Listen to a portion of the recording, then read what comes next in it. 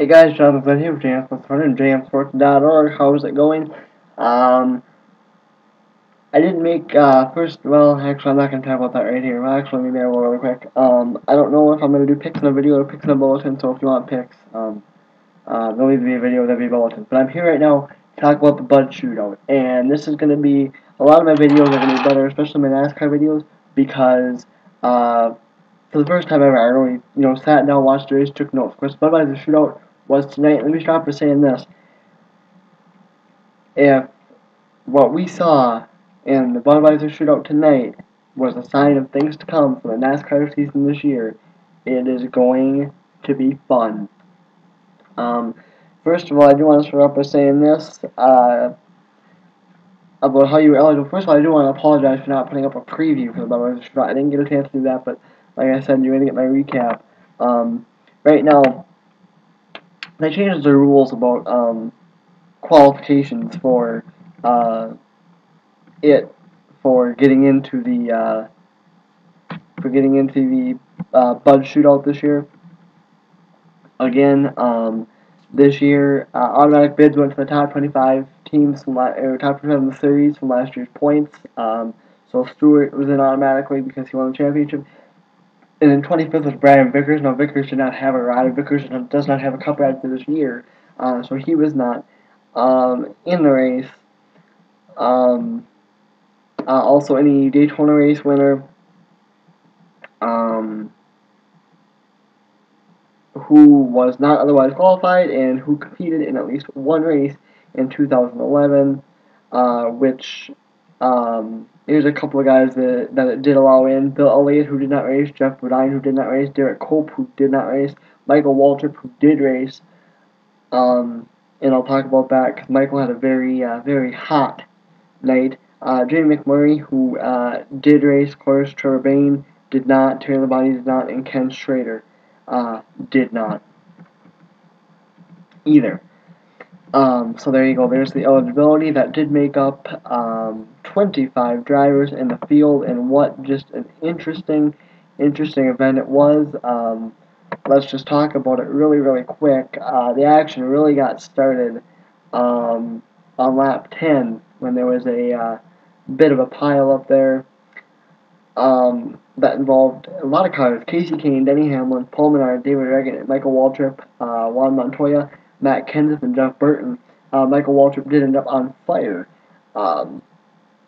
in that wreck, which actually allowed him to call it quits early as far as the race goes and head up to the Hollywood Hotel, where it sounds like he's going to be doing a lot of work this year for Fox in their side of the races.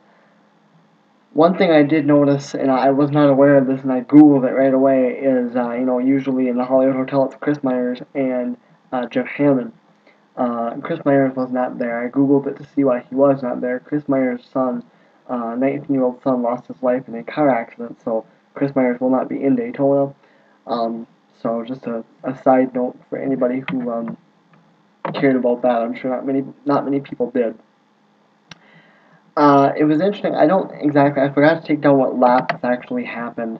But one thing NASCAR allowed last year that they're not allowing this year is teams to communicate with one another as far as drivers communicating with one another via radio channels. They did not allow that this year, and we saw one instance where it could be an issue, and then we saw one instance where it's like, well, maybe they don't need it if their communication is good enough. Now, I remember Clint Boyer, who is new to the Michael Waltrip racing stable, and as you guys will learn, I am a Clint Boyer fan.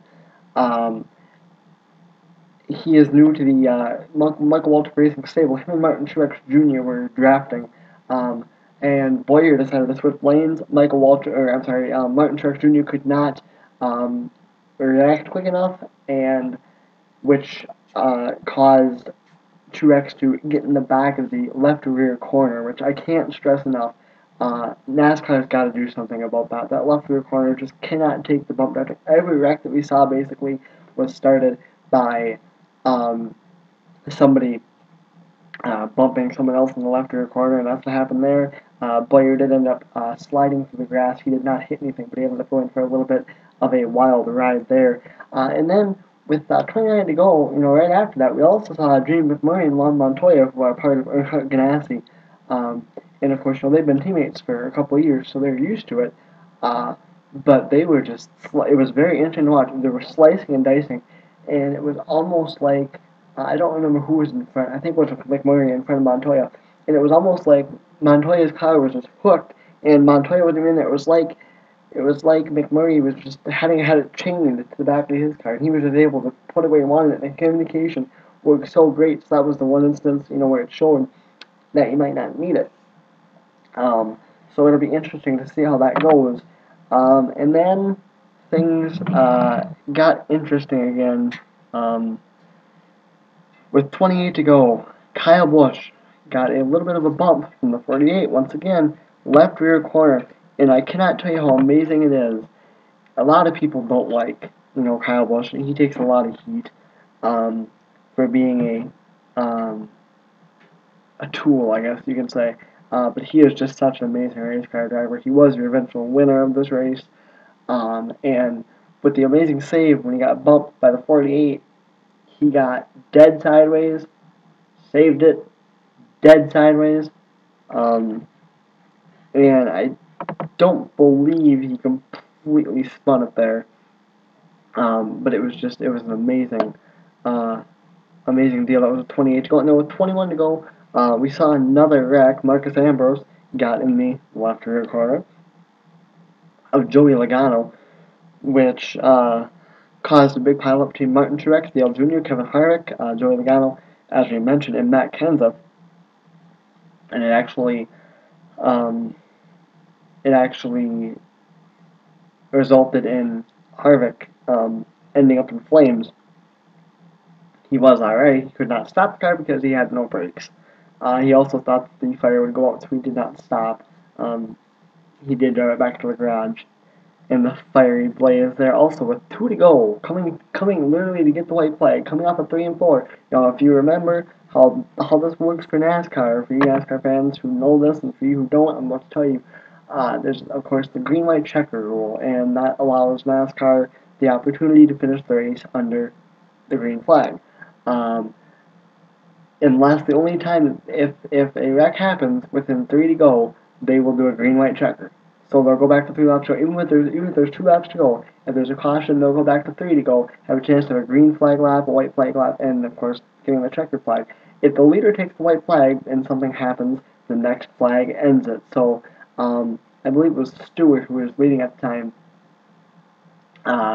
was leading and was just literally feet away from taking the white flag. The caution was thrown because Jeff Gordon got in the left rear corner. See a pattern here of Kyle Busch, which Kyle attempted to save and actually did a pretty good job of doing that. However, Jimmy Johnson got caught up in it. Kurt Busch got caught up in it. Jamie McMurray, AJ Allmendinger, Carl Edwards, and Marcus Ambrose all got caught up in that wreck.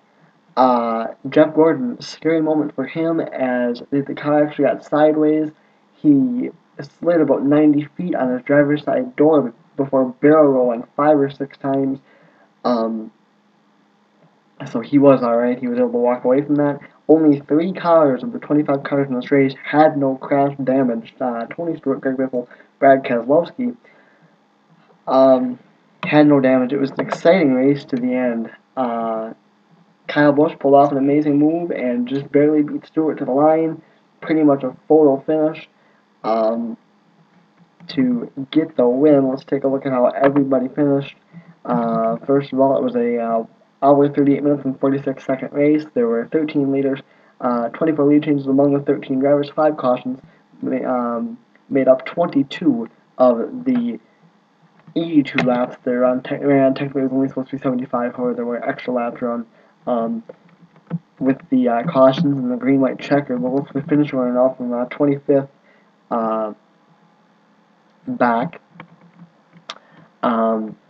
Michael Waltrip, David Reagan, Paul Menard, Kevin Harvick, Matt Kenseth, Dale Earnhardt Jr., Joey Logano, Kurt Busch, Jamie McMurray, Jeff Gordon, Jimmy Johnson, Casey Kane, AJ Allmendinger, Jeff Burton were 25th through 11th. Now, here's how your top 10 went. In the top 10 were the only guys that were actually on the lead lap. Juan Montoya, Carl Edwards, Clint Boyer, Ryan Newman, Greg Biffle, Benny Hamlin, Brad Keselowski, Mark Ambrose, Tony Stewart, and of course Kyle Busch. So there was your top 10, and like I said, I know it's not a points race, but if this was a sign of things to come, it should be interesting. It should be a lot of fun. Tomorrow, and I'm not going to do a video on it, I don't think. Tomorrow at 1 o'clock Eastern Time on Fox, you can catch NASCAR qualifying for the Daytona 500. I don't think I'm going to do a video on it because really the only positions that get decided are the front row. So maybe in Monday's pick video, I will make a mention of who got that. So there you go, guys. Congratulations to Kyle Busch. It should be a fun year. I know a lot of people don't like him, but you have to admit that he did a hell of a job driving that race car tonight. So, for all you NASCAR fans, this is how I'm going to do it from here on out. If you like this, please subscribe. Anybody else who sees this, you want to subscribe, go ahead. If I got you interested in NASCAR, awesome, sweet, cool.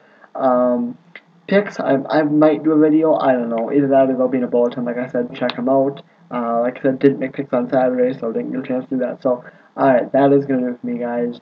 I'm out of here. Full NASCAR coverage again. Just a regular NASCAR video will probably take place either Tuesday or Wednesday when I do a video previewing the Gatorade Duels, which will set the rest of the Daytona 500 field. The Daytona 500 is a week from tomorrow. Alright, guys, that's going to be me. I'm Jonathan Pluck for JNSports100 and JNSports.org. I'm out. And peace.